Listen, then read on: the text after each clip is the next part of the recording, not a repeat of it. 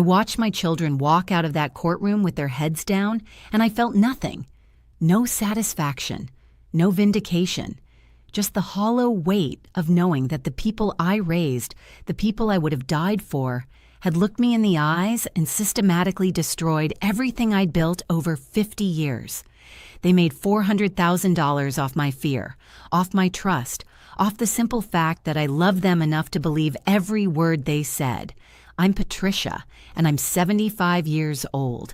I'm speaking to you today from my home in Greenwich, Connecticut, because I need you to know that this can happen to anyone. It doesn't matter how smart you are, how careful you've been, or how much you think you know your own children. When the people you trust most in the world decide to exploit you, they know exactly which buttons to push. So let me ask you, where are you watching this from? Are you sitting in your living room right now, maybe thinking about your own investments, your own family? Drop a comment and let me know. Because what I'm about to tell you isn't just my story. It's a warning.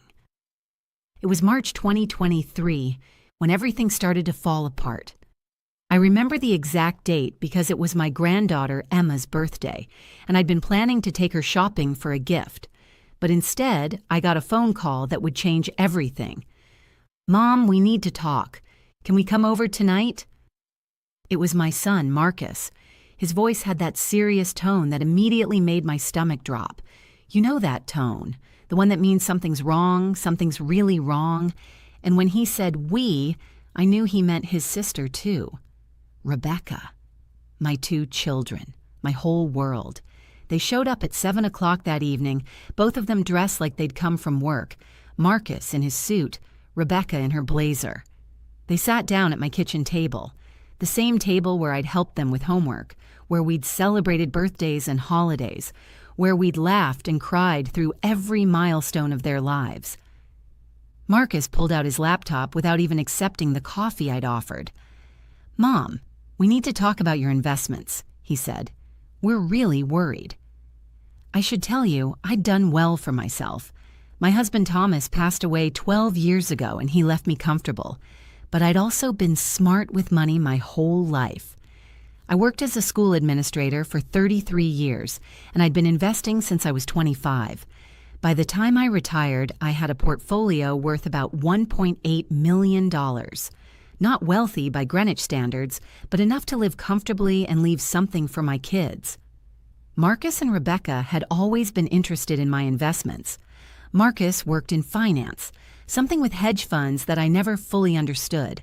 Rebecca was a real estate attorney. They were successful, educated, living in nice houses with their families. I was proud of them. So when Marcus opened up a series of charts on his laptop that night, charts showing declining market trends and economic forecasts, I paid attention. I trusted him. He was my son. He worked in finance. God, I was such a fool. "The market's heading for a major correction, Mom," Marcus said, turning the laptop screen toward me. "We're talking about something potentially bigger than 2008. The signs are all there." Rebecca leaned forward, her hand on mine. That should have been my first warning. Rebecca wasn't usually physically affectionate, but I was so focused on the fear creeping up my spine that I missed it. "We don't want you to lose everything you and Dad worked for," she said softly. "We've been watching your portfolio and you're heavily exposed in exactly the sectors that are going to crash hardest." I looked at those charts, those red lines diving downward in Marcus's projections. I'd been through market downturns before. The dot-com bubble, the 2008 crisis. I knew that markets recovered, but I was 75 now, not 50. I didn't have decades to wait for recovery. "What are you suggesting?" I asked. "Liquidate," Marcus said. "Not everything, but the high-risk positions. We're talking about probably 70% of your portfolio. Move it into cash and bonds until the correction happens, then reinvest at the bottom." "That's a lot to liquidate," I said slowly. "Won't I lose money on the taxes?" "You'll lose a lot more if you stay in," Rebecca said. "Mom, we wouldn't be here if we weren't genuinely concerned. Marcus has been modeling this for months. His firm is preparing for it. This is real. Here's what you need to understand about financial exploitation of elderly people. It's not always obvious. It's not some stranger calling you claiming to be the IRS. Sometimes it's your own children sitting in your kitchen, using their expertise and your love for them as weapons. They spent 3 hours with me that night. Marcus showed me analysis after analysis. Rebecca talked about fiduciary responsibility and protecting my future. They both kept saying how worried they were, how they'd been losing sleep thinking about me losing everything. "What about your investments?" I finally asked Marcus. "If this is so certain, what are you doing?" "I'm in a different position," he said smoothly. "I'm younger, I can ride it out. Plus my portfolio is structured differently. I've got protections you don't have." That should have been warning number 2, but I was tired, overwhelmed, and scared. They were saying all the things that made my worst fears feel real. "I need to think about it," I said. "Of course," Rebecca said. "But Mom, don't wait too long. These things happen fast. By the time everyone realizes it's happening, it's too late to protect yourself." They left around 10 that night. I didn't sleep. I lay in bed looking at the ceiling, thinking about everything Thomas and I had built, thinking about losing it all, thinking about becoming a burden on my children, instead of leaving them something. At 2 in the morning, I got up and looked at my investment accounts on my computer. I'd been so proud of that portfolio, every stock chosen carefully, diversified, built over decades, blue-chip companies, solid dividends, the kind of boring, reliable investments that had grown steadily year after year, and I thought about losing it all. Marcus called me the next morning at 7:30. I was making coffee, my eyes gritty from no sleep. "Mom, did you think about what we discussed?" "I did," I said. "I'm still not sure. The Dow dropped 400 points yesterday afternoon," he interrupted. "Mom, it's starting. You need to act now." Fear. That's what they were weaponizing. Pure, primal fear of losing everything. "What exactly should I do?" I asked, and I hated how small my voice sounded. "I can help you," Marcus said. "I can make the calls to your broker. We can do this today, protect your assets before it's too late. Rebecca and I will help you move everything to safe positions." Today seems so fast. "Mom." His voice was firm, almost sharp. "You taught us not to procrastinate when something important needs to be done. This is important. This is your life savings. Let us help you." So I did. God help me, I did. I gave Marcus my broker's information. He conference called with my financial advisor, Stan, who I'd worked with for 15 years. Marcus presented his analysis, his charts, his projections. He sounded so confident, so professional. Stan raised some concerns about liquidating so much at once, about tax implications and the long-term view. "Stan, I appreciate your conservatism," Marcus said, "but we're not talking about normal market fluctuations here.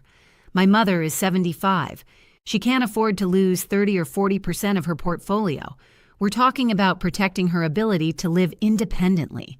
That phrase, "live independently," hit me like a punch. The thought of losing my home, of having to move in with one of them, of being dependent, that was my nightmare. Stan eventually agreed, with some reluctance, but he agreed. We set up the sell orders. 70% of my portfolio, liquidated over the next 3 days to avoid triggering circuit breakers or raising red flags. I watched my accounts drain. Stock after stock sold. Microsoft, Apple, Johnson & Johnson, Procter & Gamble, all the companies that had paid me dividends for decades, gone, moved into cash and short-term treasury bonds, just like Marcus recommended. The total came to about $1.3 million in liquidated assets. The remainder, roughly $500,000, stayed in longer-term bonds, and a few stocks that Marcus said were defensively positioned. I remember sitting at my computer on that third day, watching the final transactions complete. My hands were shaking. I'd just dismantled 50 years of careful investing in 72 hours, but I trusted my children. They were trying to protect me. Rebecca came over that evening with wine and takeout. "You did the right thing, Mom," she said, hugging me. "I know it feels scary, But you're safe now. When the crash happens, you'll be so glad you listened."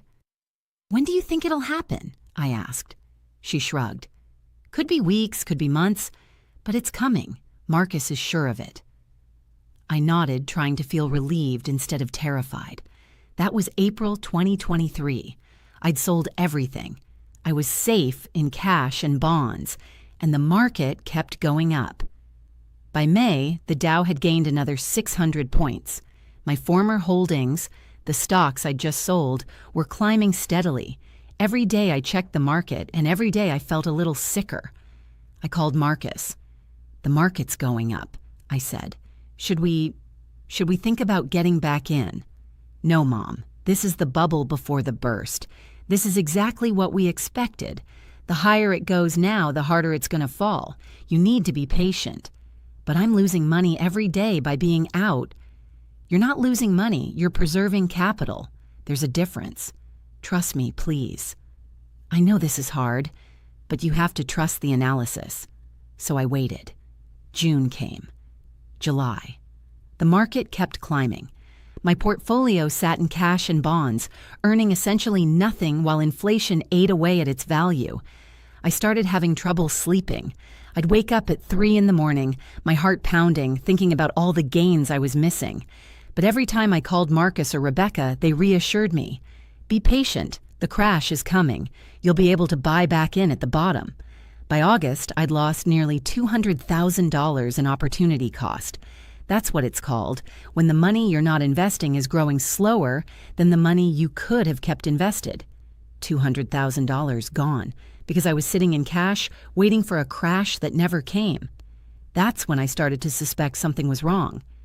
I called my friend Janet, who I'd known since our children were in elementary school together. Janet had been a stockbroker before she retired. I asked her to look at the analysis Marcus had shown me. We met for lunch at our usual place, a little cafe downtown. I brought printouts of everything Marcus had given me, all those charts and projections. Janet studied them for a long time, her reading glasses perched on her nose. Finally, she looked up at me. "Patricia," she said carefully, "I don't want to upset you, but where did Marcus get this analysis?" "He said it was from his firm. He's been modeling it for months." "The methodology here is sound enough," she said, "but the conclusions are aggressive, very aggressive. Yes, there were some concerning economic indicators in March, but nothing that would justify liquidating 70% of a portfolio, especially not a well-diversified portfolio like yours was." My coffee had gone cold. "What are you saying?" "I'm saying that this analysis," she tapped the papers, "is designed to frighten you. Look at these projections. They're worst-case scenarios presented as certainties. And Patricia, the market hasn't crashed. It's gone up 15% since March. If Marcus really believed this analysis, he'd have liquidated his own portfolio too. He said he was in a different position. Did he show you his portfolio?" "No, he hadn't." Janet reached across the table and took my hand. "I'm not saying Marcus deliberately misled you. Maybe he genuinely believed there would be a correction. But honey, you need to check something for me. You need to find out if Marcus and Rebecca liquidated their own investments." I didn't want to believe it. I couldn't believe it. These were my children. But that night, I did something I'd never done before. I looked up Rebecca's real estate transactions, their public record in Connecticut, and there it was. A second property purchased in April 2023, right after I'd liquidated my portfolio, an investment property worth $700,000. Where did she get that money? I felt sick, but I needed more evidence. I needed to be absolutely sure before I accused my own children of something so monstrous. I called Stan, my financial advisor. "Stan, I need to ask you something, and I need you to be completely honest with me. When Marcus called you in March, did he seem surprised by the sell orders?" There was a long pause. "Mrs. Patterson, I'm not comfortable." "Stan, please, this is important." Another pause. Then, "He wasn't surprised. Actually, he'd called me a week before you did, asking about the process for large liquidations. what documentation would be needed, how long the transactions would take. The room spun. Before our family meeting? Yes, ma'am. And you didn't think that was strange? I thought he was asking on behalf of a client. Marcus works in finance. I didn't realize he was planning to have you liquidate until he called with you on the line. I hung up. My hands were shaking so badly I almost dropped the phone. Marcus had planned it. He'd planned the whole thing before that dinner at my kitchen table, before showing me those charts, before making me afraid. But I still needed proof of what they'd done with my stocks. I drove to Marcus's house the next day, Saturday morning. I didn't call first. His wife Sarah answered the door, surprised to see me. "Patricia, Marcus didn't say you were coming." "I need to talk to him," I said. "It's important." Marcus came down the stairs in casual clothes, coffee mug in hand. For just a second, I saw something flicker across his face. Wariness. Maybe even guilt. "Mom, what's wrong?" "I need to see your portfolio," I said. "I need to see what you're invested in." "What? Why?"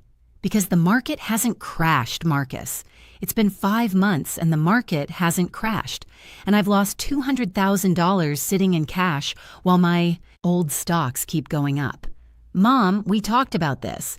These things take time." "Show me your portfolio," I said. "If you were so sure about this crash, if you were really protecting me, show me that you sold too." The silence stretched between us. Sarah quietly excused herself, taking their kids to another room. "I can't show you my personal investments," Marcus finally said. "That's private. I'm your mother. I gave you access to every detail of my finances. I trusted you completely. If you have nothing to hide, show me. No." That one word, delivered cold, flat, final, told me everything I needed to know, but I still didn't know the worst of it. Not yet. I hired a private investigator. I know that sounds dramatic, but I needed to know the truth. Her name was Linda Chen, and she came highly recommended by Janet's lawyer. "What exactly are you looking for?" Linda asked at our first meeting. "My children convinced me to sell my stocks in March. I think they may have bought the same stocks. I need proof." Linda didn't even blink. "Elder financial exploitation cases are more common than you'd think. Give me 3 weeks." It took her 2. I was sitting in my living room when she called. "Mrs. Patterson, you need to sit down for this." "I'm already sitting." "Then hold on tight. Your son Marcus and daughter Rebecca established a joint investment account on March 15th, 2023, 3 days before your family meeting. They funded it with $200,000 each, $400,000 total." My mouth went dry. "On April 3rd, 4th, and 5th, the exact same days you were liquidating, they purchased stocks through that account. I have the transaction records. Mrs. Patterson, they bought the exact same stocks you sold, Microsoft, Apple, Johnson & Johnson, Procter & Gamble, almost your entire portfolio duplicated." I couldn't speak. "As of this morning, that joint account is worth approximately $800,000. They've made $400,000 in profit from your stocks, the stocks they convinced you to sell. I want you to imagine something for me. Imagine the 2 people you loved most in the world, the 2 people you sacrificed for, worked for, raised with every ounce of love you had. Imagine discovering they'd systematically manipulated you, lied to you, stolen from you. Not because they needed the money, not because they were desperate, but because they wanted more, because they saw an opportunity to profit from your fear and your trust. That's what I felt in that moment. Not anger yet, just a vast echoing emptiness where my trust used to be. "There's more," Linda said. "I tracked their communications. They have a text thread between them starting back in February. They discussed your portfolio. Marcus provided Rebecca with the analysis he planned to show you, and they coordinated the timing. There's one text from Marcus that says, 'Mom will listen if we both push the fear angle. She's always been risk-averse.' If you're watching this and you've been with me this far, I want to ask you something. Please, if you haven't already, subscribe to this channel, share this video. Because what happened to me is happening to thousands of elderly people right now. And the more people who know about these tactics, the more we can protect each other. What do I do now? I asked Linda. You talk to a lawyer, she said. This is textbook elder financial exploitation. You have a case. They're my children, I whispered. I know, Linda said softly. I'm sorry. But they stopped acting like your children the moment they decided to steal from you. That night, I looked through old photo albums. Marcus and Rebecca as babies, first days of school, graduations, weddings, all those moments where I'd been so proud, so full of love for them. And I made my decision. I hired a lawyer named Thomas Brennan. The irony of the same first name as my late husband wasn't lost on me. Thomas specialized in elder law and financial abuse cases. This is one of the clearest cases I've seen, he said after reviewing Linda's findings. They planned it, executed it, and profited substantially. The text messages alone are damning. But I need to be honest with you, Patricia. This is going to get ugly. Family cases always do. I don't care, I said. What they did was wrong. Agreed. Here's what we're looking at. Connecticut has strong elder exploitation laws. We can sue for the return of their profits, plus damages, plus legal fees. We can also potentially pursue criminal charges, though that's harder to prove without direct evidence of intent to defraud. I want them to give back every penny they made, I said. That's the goal. But first, we need to confront them formally. Let them know we have evidence and give them a chance to settle before we file suit. Sometimes the threat of public exposure is enough. It wasn't. Thomas sent a formal letter to both Marcus and Rebecca on September 15, 2023. It outlined everything we knew, included copies of the transaction records Linda had obtained, and demanded they return the $400,000 in profits, plus an additional $200,000 to cover my opportunity losses. Marcus called me that evening. I'd been expecting it. Mom, what the hell is this? His voice was sharp, angry. You hired an investigator to spy on us? You're threatening to sue your own children? Did you buy my stocks? I asked calmly. Silence. Did you, Marcus? Yes or no? It's not that simple. It's exactly that simple. You convinced me to sell my stocks by lying about a market crash. Then you bought those same stocks. You made $400,000 while I lost everything. Did you or didn't you do that? We didn't make you do anything, he said, his voice cold now. You made your own investment decisions. We gave you advice. What we did with our own money is none of your business. You planned it, I said. You discussed it in text messages before you ever came to my house. You used your expertise and my fear to manipulate me. You can't prove intent, Marcus said, and you're never going to see a penny from us. If you want to destroy this family over money, that's your choice. But we're not settling. He hung up. Rebecca's response came via her lawyer. Of course, she'd immediately lawyer up.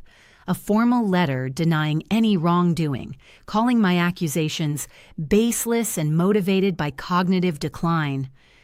That last phrase, cognitive decline, made me see red. They weren't just thieves. They were going to try to claim I was senile, that I didn't understand what had happened, that I was making false accusations because of dementia. They're going to fight this, Thomas said, and they're going to get nasty. Are you prepared for that? I'm 75 years old, I said. I buried a husband I loved. I survived cancer. I raised 2 children who I thought were good people. I can handle whatever they throw at me. We filed suit on October 1st, 2023. The lawsuit became public record immediately. By that afternoon, both Marcus and Rebecca had blocked my phone number. By the next morning, I'd been uninvited to my granddaughter Emma's birthday party. That hurt more than I expected.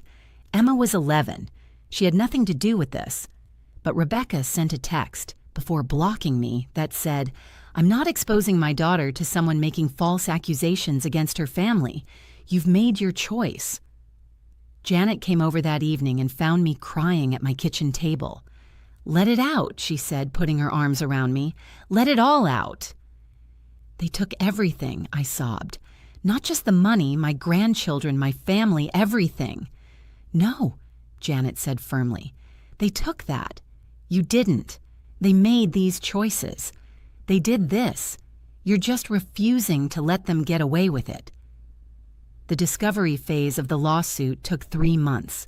That's the period where both sides have to turn over evidence, sit for depositions, answer questions under oath. Thomas subpoenaed their bank records, their investment accounts, their communications. Marcus and Rebecca's lawyers fought every step of the way. They filed motion after motion trying to get the case dismissed, claiming I had no standing, that there was no evidence of exploitation, that their investment decisions were unrelated to my own. But we had the text messages. We had the timeline. We had the transaction records showing they'd bought my exact portfolio within days of my sale. The depositions were the worst. I had to sit in a conference room while Rebecca's lawyer questioned me for 6 hours, trying to make me seem confused, forgetful, incompetent. He asked me to recall specific dates and conversations from months ago, then acted skeptical when I couldn't remember exact words. Mrs. Patterson, isn't it true that you frequently forget appointments? I'm 75, not 90, I said. I use a calendar like everyone else. But you have forgotten appointments, haven't you? Once or twice in the past year. That's not dementia, that's being human. And you've asked your children to help you with technology issues? Yes, because they grew up with computers and I didn't. That doesn't mean I'm incompetent to manage my finances. But I could see what they were doing. They were building a narrative that I was a confused elderly woman who'd made bad investment decisions and was now blaming her children. Then came Marcus's deposition. Thomas questioned him for 8 hours. I wasn't allowed to be in the room, conflict of interest, but Thomas told me afterward that Marcus had cracked. He tried to maintain that everything was legitimate, Thomas said. But when I showed him his text messages, when I asked him why he'd researched liquidation procedures before your family meeting, when I asked him why he didn't disclose his own purchases to you, he got defensive, angry, started saying things like, I had a right to invest however I wanted and she should have been smarter. That'll hurt him in court, Thomas said with satisfaction. Rebecca's deposition was smoother, she's a lawyer herself, but she couldn't explain away the timeline. She couldn't explain why she'd bought an investment property immediately after my liquidation. She couldn't explain the text messages. We had them. We just had to get to trial. The trial started in March 2024, exactly 1 year after they'd convinced me to sell. The courtroom was cold and impersonal, nothing like the TV dramas that make legal proceedings look exciting. It was mostly just exhausting. Thomas presented our case methodically. He walked the jury through my investment history, showed them how carefully I'd built my portfolio over 50 years. He brought in Stan, my financial advisor, who testified that the liquidation was unusual and that Marcus had researched the process beforehand. He presented Linda Chen's investigation findings. He showed the text messages between Marcus and Rebecca, blown up on a screen so everyone could see Marcus's words. Mom will listen if we both push the fear angle. Then he showed the transaction records, my sales on April 3rd, 4th, and 5th.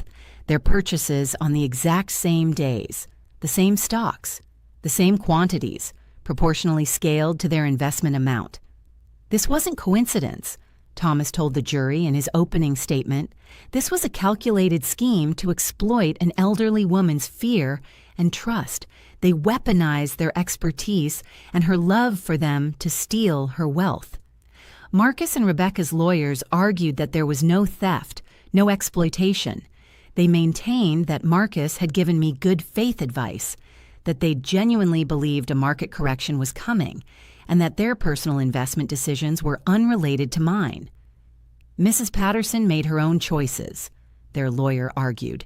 She's an educated woman who had her own financial advisor. She could have said no. The fact that she later regretted her decision doesn't mean she was exploited. They put Marcus on the stand. He testified that he'd been trying to protect me, that he'd done research suggesting a market downturn, that he'd never meant for me to be harmed. Then why did you buy the stocks you convinced your mother to sell? Thomas asked during cross-examination. Because my risk tolerance is different, Marcus said. I'm younger. I could afford to ride out volatility. But you told your mother that these stocks were going to crash. You said the market was heading for something worse than 2008. If you really believe that, why would you buy them? Marcus hesitated. My timeline was different. I thought there might be a short-term opportunity. So you lied to your mother about the timeline? You made her think the crash was imminent, but you knew it wasn't? I didn't lie. You manipulated her into selling so you could buy low, didn't you? You created your own buying opportunity using your mother's fear. No. But the damage was done. The jury could see it. Everyone could see it. Rebecca tried to distance herself from Marcus's investment advice. I was just supporting my brother's analysis, she testified. I'm not a financial expert. But you are a lawyer, Thomas said. You understand fiduciary duty. You understand exploitation. And you participated in a scheme to convince your mother to liquidate her portfolio so you and your brother could profit, didn't you? No, we were trying to help her. Help her lose $200,000 while you made $400,000. That's an interesting definition of help. The trial lasted 8 days. The jury deliberated for 6 hours. When the jury foreman stood up to read the verdict, I thought my heart might stop. On the count of elder financial exploitation, we find in favor of the plaintiff, Patricia Anderson. I closed my eyes. Relief washed over me so powerfully I thought I might collapse. The jury awarded me the full $400,000 in profits that Marcus and Rebecca had made, plus an additional $300,000 in damages, including my opportunity losses and emotional distress, plus legal fees. The total judgment was over $800,000. But here's what mattered more than the money. The jury believed me. They saw through Marcus and Rebecca's manipulation. They understood what had been done to me. The judge added something I hadn't expected. When she delivered the judgment, she said, "This case represents a particularly egregious form of elder abuse, the exploitation of parental trust by adult children who should be protectors, not predators. I'm ordering both defendants to attend financial ethics training, and I'm placing a notation in the state registry for elder abuse, which will be available to potential employers and licensing boards." Marcus's face went white. For someone working in finance, that notation could be career-ending. They filed an appeal immediately. It was denied 3 months later. The judgment stood. I haven't spoken to Marcus or Rebecca since the trial ended. They've made no attempt to contact me, and I've made none to contact them. My grandchildren, Emma and her younger brother and Marcus's 2 kids, are teenagers now. Maybe someday they'll seek me out to hear my side of the story. Maybe they won't. That's not in my control. What I can control is this: making sure other people know what happened, making sure other elderly parents understand that financial exploitation can come from the people you trust most. I got my money back, most of it anyway. After legal fees and taxes and the time lost, I'm not quite where I was before, but I'm secure. I'm independent. I'm living in my own home on my own terms. More importantly, I can look at myself in the mirror. I stood up for myself. I refused to be victimized. I fought back, even though it meant losing my children, even though it meant destroying the family I'd built, even though everyone told me to just let it go. And I won. If there's a lesson in this, it's not complicated. Trust is earned, not owed, not even by your children, especially not when money is involved. Get everything in writing. Ask questions. Don't let anyone pressure you into financial decisions based on fear. And if someone exploits you, even if it's family, fight back. You deserve justice. You deserve respect. You deserve to grow old with dignity. I'm Patricia Anderson. I'm 75 years old. I'm from Greenwich, Connecticut. And I'm not a victim anymore. Thank you for listening to my story. Thank you for staying until the end. Remember, where are you watching from? Drop a comment below. Share this if you know someone who needs to hear it. The truth matters. Justice matters. And sometimes, just sometimes, the good guys win.